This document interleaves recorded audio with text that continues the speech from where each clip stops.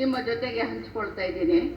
ಮೊರ ಮೊರ ಅಂದ್ರೆ ಗೊತ್ತಲ್ಲ, ಕೇರತ್ತೆ ಅದು ಇಲ್ಲಿ ಅಲ್ಲಿ ಮತ್ತು ಎಲ್ಲೆಲ್ಲೂ. ಆ ದಿನ ಸೇವಂತಿಗೆ ಹೂವು, ಸೇವಂತಿಗೆ ತಾನೆ ಅವಾಗ ಹೆಚ್ಚಿರೋದು, ಸೇವಂತಿಗೆ ಹೂವು ಚಳ್ಳನೆ ನಗು ಚಿಮುಕಿಸುತ್ತಿತ್ತು. ದಿನ ತುಂಬಿದ್ದ ಮೋಡ ಎರಡೂ ಕೈಯಲ್ಲಿ ಸೊಂಟ ಹಿಡಿದು ಬೆವರಿನಿಂದ ತೊಯ್ದು ಉಸ್ಸೆಂದಾಗ ಆಕಾಶ, ಭೂಮಿ ಮತ್ತು ಸಮಸ್ತವು ಗಲಗಲ ಅಂತ ಚಿಮ್ಮುತ್ತಿದ್ದವು. ಅಸೂಯೆಯಿಂದ ಸೂರ್ಯ ಕೆಂಪಾಗಿದ್ದ. ನನಗಿಲ್ಲದ ವಾಕ್ಯದಲ್ಲಿ ಇವಳು ಹೇಗೆ ಮಿನುಗುತ್ತಿದ್ದಾಳೆ ನೋಡಿ ಅಂತ. ಅದೇನೂ ಎಂದಿನ ದಿನವಾಗಿರಲಿಲ್ಲ. ಸಂಭ್ರಮಕ್ಕೆ ದೊಡ್ಡ ಮುಳ್ಳು ಚಿಕ್ಕ ಮುಳ್ಳು ಅಂಟಿ ಜೂಜಾಟವಾಡುತ್ತಿದ್ದವಲ್ಲ.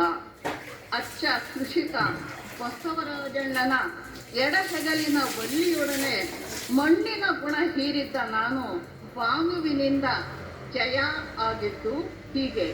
ಯಾವುದೇ ಗೋಡೆಗಳಿರಲಿಲ್ಲ ಬಿಡಿ, ಪ್ರೀತಿಯ ಒಳವರಟೆಗಳು ಚಿನುಗುವುದು ಹೀಗೆಯೇ ನೋಡಿ.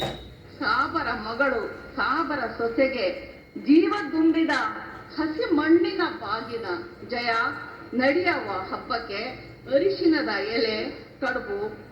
ಗಂಡನ ಮನೆಯ ಕಸೂತಿ ನೆರಿಗೆಗಳ ಸದಾ ಚಿಮ್ಮುತ್ತಿದ್ದರೂ ಎದೆಯಾಳದಲ್ಲಿ ಪಿಸುಗುಟ್ಟಿದ್ದು ಆ ಎಲೆ ಹಸಿರು ವಾತ್ಸಲ್ಯವ ನೇಯ್ದ ಸಾದಾ ಸೀರೆ. ಮಡಿಲಲ್ಲಿ ತುಂಬಿಸಿ ಕವುಚಿದ ಮೊರವ ಮರಳುವ ದಾರಿಯಲ್ಲಿ ನಿಂತು ಅರಳಿ ಮರವ ಕೇಳಿದ್ದೆ. ಹೇಗೆ ಕೊಂಡೆಯಲ್ಲಿ ಇದನು ನನ್ನ ಅತ್ತೆ ಮನೆಗೆ ಅರಿಶಿನ ಕುಂಕುಮದೊಡನೆ ಹೇಗೆ